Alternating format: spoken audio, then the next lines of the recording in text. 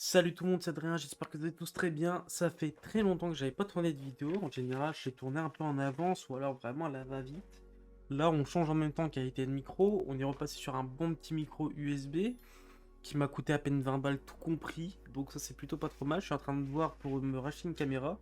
Normalement, d'ici 5-6 vidéos, peut-être moins, il y aura une nouvelle caméra. Mais au moins, ça sera déjà mieux. Parce que le petit micro du Razer Kraken, il est pas ouf. Ça va bien dépanner quand même. Aujourd'hui, on se retrouve pour une petite vidéo pour une petite configuration, comment dire, une petite configuration pour du Fortnite, pour commencer Fortnite sans trop se ruiner et surtout qu'il soit évolutif. Alors, j'ai parlé avec mon expérience et surtout je vais vous parler de pourquoi je choisis ces composants-là. Même si on pourrait choisir d'autres choses, on essaiera de voir ça ensemble. Dès le départ, on part déjà sur un i5 14400F. Alors pourquoi je prends un 14000 en termes de génération? C'est déjà parce que c'est la dernière génération, en soi on pourrait rester sur de la 13e ou de la 12e, ça fait encore très bien le taf. Moi, à la preuve, je suis actuellement sur un 12600KF et j'ai pas de problème. En soi, c'est vraiment pour ceux qui veulent, on va dire, être au top dès le départ et qui soit évolutif et que ça dure quand même assez longtemps. Moi, j'ai vu à l'époque le 9400F pour du Fortnite, il m'a duré au moins 4-5 ans. Après, j'ai voulu upgrade en termes de stream et sur certains jeux, donc du coup, j'étais passé sur un i9 en 9900KF. Donc forcément, c'était plus du tout pareil en termes de performance, mais franchement, il n'y a eu aucun problème. Sachant que mon meilleur ami Tom a eu un 9400F pendant très longtemps, c'est-à-dire à peu près, j'irais bien 4-5 ans, et il y a eu zéro problème aussi. Sur la fin, ça commençait un peu à laguer sur certains jeux. Et en plus de la RAM, donc forcément maintenant on a un peu upgrade. Au niveau de la carte mère, je suis passé sur une MSI Mag en B760. Pourquoi pas une Z? Parce que déjà, une Z là actuellement ça ne sert pas à grand chose au niveau du processeur, sachant que vous n'allez pas forcément l'overclocker. Et en soi, très souvent, vous vous dites je vais prendre une Z avec un processeur en version K, je vais l'overclocker plus tard et au final il sera jamais overclocké. Donc autant rester sur un petit processeur qui est non overclockable. Ou alors si vous voulez même un processeur overclockable, rien ne vous empêche, sachant que derrière vous pourrez pas vraiment overclocker votre processeur sur cette carte mère là. Ou du moins pas très correctement. Je sais qu'il y en a qui arrivent et qui le font, pardon. Et moi personnellement je conseille pas trop l'overclock. Parce que déjà c'est tout un art derrière, c'est beaucoup de temps de test. Pour un truc qui soit vraiment stable et qui tienne vraiment longtemps, c'est au minimum 3-4 jours facilement avec plein de tests derrière. Donc déjà on reste sur une gamme en ATX. Et par contre vous pouvez prendre un peu en dessous en termes de carte mère. Vous pouvez très bien prendre une Z90 qui est un peu moins chère. Dans ce cas là vous pouvez prendre celle-là et très bien. Ou alors sinon vous restez en B760 en plus Wi-Fi. Moi personnellement j'ai un peu de mal avec Asus. Bon après c'est comme chacun il veut. Mais en soi, tant que vous restez sur de la DDR5, c'est ce que je peux vous conseiller pour plus tard être tranquille en termes de configuration et de pouvoir augmenter en termes de RAM, pardon, et surtout pas être embêté. On pourrait partir pardon, sur soit une petite B760 pardon, Gaming Plus Wi-Fi, ou alors une Z90S Wi-Fi si on reste sur du MSI. Moi personnellement je préfère largement MSI, même si actuellement j'ai une carte mère Gigabyte. J'ai pas de problème, mais c'est juste qu'en général j'aime un peu mieux quand même. Donc là, pour la vidéo, je vous mets quand même en Z790, pardon, j'ai du mal. Au niveau de la carte graphique, alors beaucoup disent que ça ne sert à rien de mettre une 4060 ou alors une 4060 Ti. Euh, alors, je peux être d'accord, même si en soi, si on passe sur une 4070, on va vite augmenter. En termes de prix, on va quasiment faire un x2. Donc, suivant votre budget, c'est à prendre aussi en compte. Moi, personnellement, j'ai une 4060 Ti. Franchement, en termes de jeu, je suis trop bien. Vraiment, pour certains jeux, même en 4K. Alors, pas tous, hein. Mais il y a certains jeux qui peuvent passer en 4K, ça passe. Moi personnellement, vu que j'y joue jamais, j'en vois pas trop l'utilité, pardon. Mais il y en a certains qui le font avec cette carte graphique là, la même que moi. Donc après, ça va vous de voir. Si vous voulez passer sur une TI, donc une Titan, vous aurez juste besoin de rajouter quand même une centaine d'euros. Pardon. Après, forcément, ça augmente aussi un peu le prix. De base, elle est à 350. Et si on prend la TI, on est à minimum 420 euros. Donc ça sera à vous de voir aussi. Moi, je l'ai payé, je crois, un truc comme ouais, 400, 380, 400, je sais plus. En termes du Ventirad, j'ai pris un Thermalright Assassin X120 Refined SE. Alors moi, personnellement, j'ai un Assassin X120 ou X240, je sais plus, mais en gros, j'ai deux ventilateurs, il est assez épais. Franchement, top du top, j'ai vraiment zéro problème, il refroidit trop bien mon processeur, j'ai pas de problème pour ça.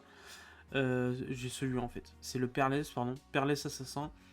J'ai zéro problème, ultra silencieux quand on fait bien ses courbes, facile d'installation, tout ça. Donc non, franchement, foncez sur du Thermalright pour n'importe quelle gamme de processeur, on va dire. C'est un de mes conseillers LDC qui me l'a conseillé et franchement j'en suis pas du tout déçu. Maintenant je vais mettre quasiment que ça sur n'importe quel processeur, que ce soit du bas de gamme ou du haut de gamme, comme ça, enfin haut de gamme j'entends par là quand même un bon proc, mais pas non plus l'ultra haut de gamme où derrière il va quand même chauffer. Ça sur un 12600 KF, même en 700, donc c'est-à-dire un i7, même un Ryzen 7 ou Ryzen 9, suivant ce que c'est, ça peut passer. Après, forcément, c'est pas hyper. Ça commence à se démocratiser un peu, mais c'est pas hyper connu de base. Sinon, ceux qui reprennent aussi beaucoup, c'est Deepcool. J'ai eu un Deepcool qui était en ARGB, donc c'était cela en fait. Et en fait, c'est exactement les mêmes. Le dessus, c'est pareil, c'est juste que du coup, il y a le logo Deepcool au lieu de marquer Thermalright. L'autocollant sur le ventilateur, au lieu que ce soit l'autocollant avec le logo Thermalright, c'est le logo Deepcool, etc., etc. C'est exactement les mêmes. Donc pour le coup, sachant que Deepcool vend à peu près entre 5 à 10 euros de plus que Thermalright, pardon, autant prendre du Thermalright. Je préfère quand même là-dessus et même franchement foncer là-dessus. Il n'y a pas de problème. Que ce soit Deepcool ou même Thermalright. Par contre, à éviter, c'est la pâte thermique qui est fournie. Autant prendre la petite MX4 ou alors de la petite MX5 qui sera largement plus performante. Au niveau de la RAM, j'ai pris donc 32 Go de RAM en 2x16 et normalement j'ai pris du 6000 MHz. Alors pourquoi j'ai pris aussi haut en termes de fréquence et en termes de RAM? Parce que du 32 Go de RAM, alors ça passe encore très largement, surtout pour du Fortnite comme là dans notre cas. Mais on commence à en avoir un peu plus besoin pour certains jeux ou même surtout pour du streaming. Si derrière vous voulez faire du stream ou des jeux ou des vidéos, pardon, vous avez besoin un peu plus de RAM. Perso, c'est ce que j'ai, sauf que moi je suis en CAS 30 et en 6000 MHz. Là, c'est en 6400, donc vous êtes un peu plus haut que moi. Et pour le coup, foncez les yeux fermés sur le Ripjaws 5. Il y a moins de retours que sur les Corsair Vengeance qui ont des problèmes de stabilité ou de perte, il me semble. Donc, si actuellement vous voulez en acheter, je vous conseille plus les Ripjaws de chez G-Skill que des Corsair Vengeance, alors que pourtant là-bas c'était l'inverse. Mais il y a quand même moins de retours chez Ripjaws que Corsair. C'est ce que j'ai vu, c'est ce que j'ai entendu, c'est ce que j'ai pu constater aussi. Donc voilà. Au niveau du stockage, j'ai mis un Crucial P3+, en 500 Go, ce qui suffit très largement. Franchement, moi je suis sur un T500 en 1 Tera, il me semble, en 6 ou 7000 MHz, mégaoctets pardon, par seconde. Et franchement, ouais, je suis top au niveau des lectures, d'écriture, tout ça. C'est trop bien. Les jeux ils se lancent hyper vite, le Windows aussi. Alors, par contre, c'est sûr que Windows, quand il va se lancer, il va être un peu plus long au départ que sur de la DDR4. En fait, c'est la DDR5. Je m'en suis aperçu sur 5 ou 6 configs et même quand j'ai redemandé à mon conseiller, il me dit ouais c'est un peu normal, c'est Windows et puis derrière c'est la DDR5. Mais sinon pour tout le reste franchement ça se lance mais hyper rapidement. Donc n'hésitez pas surtout sur les P3, surtout chez Crucial ou alors même par exemple chez Kingston pour les KC3000. KC3000 foncez mais les yeux fermés là-dessus parce que franchement c'est des bangers. Et franchement, dès que je peux, j'en rachète pour moi perso parce que ils sont trop puissants pour pas cher à l'origine. Même si en ce moment, les SSD, ils augmentent quand même pas mal. Au niveau du boîtier, j'ai pris un petit Corsair 3000D Airflow, hein, très basique, c'est un petit cube quand même. Airflow parce que justement, on veut qu'il y ait le maximum d'air qui rentre, donc justement ça, c'est pas trop mal. Et pour seulement 85 €, il est pas si cher que ça par rapport à ce qu'il propose. Au niveau de l'alimentation, j'ai mis une MSI donc en 650 watts qui fera très largement le taf. On pourrait même descendre à 550, 450, ça commence à être limite, mais ça le fait aussi. Mais je préfère vous conseiller là-dessus sur du 650 watts, surtout en modulaire. Comme ça, derrière, si vous voulez le monter vous-même, le PC, bah, vous avez juste besoin de mettre les câbles que vous avez besoin d'utiliser, enfin que vous allez utiliser. Les autres, vous pouvez les retirer.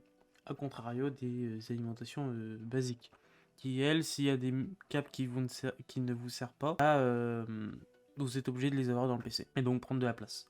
Alors que là, elle est pas chère, 650 watts pardon, en 80 plus gold. C'est les yeux fermés, surtout du MSI, ça tient, il n'y a pas de problème là-dessus. Il y a des nombres incalculables de ventes là-dessus, donc n'hésitez surtout pas. Ça fait une config au total hors montage à 1260 €. Il faudrait compter à peu près 70 € pour un montage, par exemple. Bon, là, ils sont augmentés encore de 3 balles ou même de 13 €, je sais plus.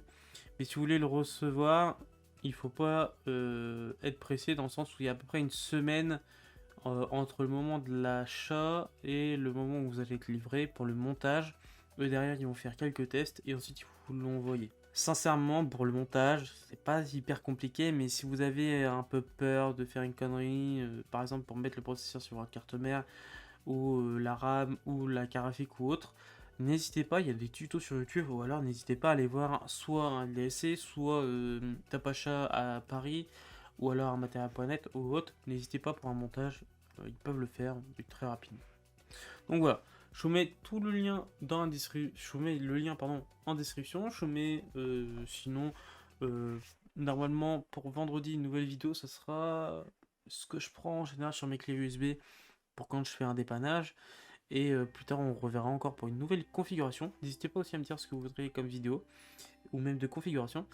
Et puis je me ferai un plaisir de vous aiguiller là-dessus. Et puis voilà, tout simplement. Sur ce, je vous laisse. Salut tout le monde. Ciao, ciao.